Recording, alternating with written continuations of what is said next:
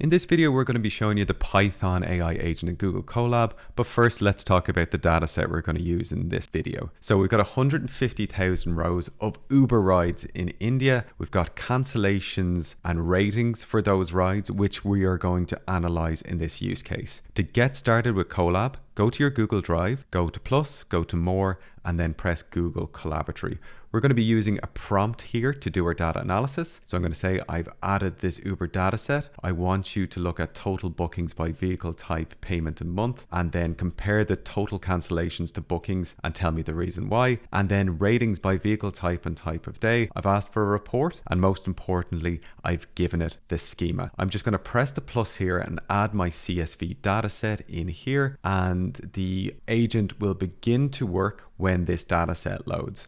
So the data set is loaded here, and now what I'm going to do is I'm going to open my side panel and then send the prompt to the AI agent. So you can see here, this is the side panel of Google Gemini within Colab, and now my agent has come up with a plan. So it's happy to help me, and it's going to do these steps: look at the data, clean the data, and then analyze my three groups, and finally generate a report. So we can either have it auto run this completely, or we can run it step by step. I'm going to choose auto run here because I want to see what this agent does without any further prompting from me. So what it's done is it's come up with a plan, and now it's going to start the plan by loading in the data. Everything you're seeing here happens automatically by an AI agent in the background. So it's loaded in that data, it's looked at the data, and now it's going to start cleaning up the data a little bit in order to make sure we've got consistency in the columns and everything can be analyzed. So it's looking for missing values in there, and now it's done that. It's fixed the data, and it's going to analyze the total bookings. So really what we're looking for is the total bookings by a number of different areas here. So payment method, vehicle type,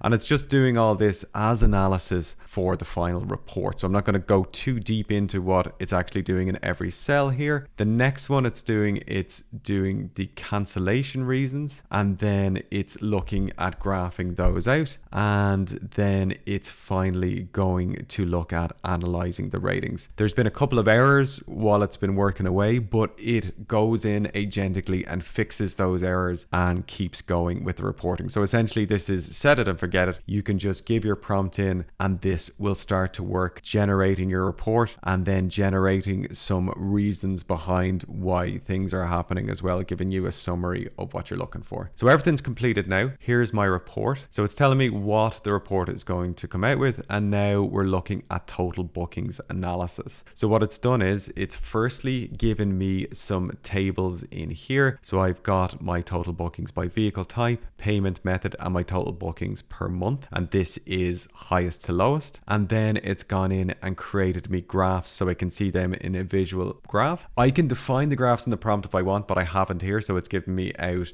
the same chart for the three. So total bookings by payment method, and then total bookings by month. So that's my total bookings. Now for my customer cancellations, which was a little bit harder, it's giving me my percentage of cancellations, and then it's going to give me the reason for all those cancellations. It has charted those reasons top to bottom on graphs as well. So there are my reasons for my cancellations. Now it's gone in to look at my ratings. So two graphs here. We've got driver and customer ratings, and then we have driver and customer ratings per hour of day. That first graph was by vehicle type, and I can see very clearly here what my ratings are. And then we go on to the conclusion. So for conclusion, it's going through booking volume, cancellations, and ratings. So kind of some high level narrative metrics in here. And then below there is a summary of the data analysis key findings. So really with this summary, it has come out with just some key points to note about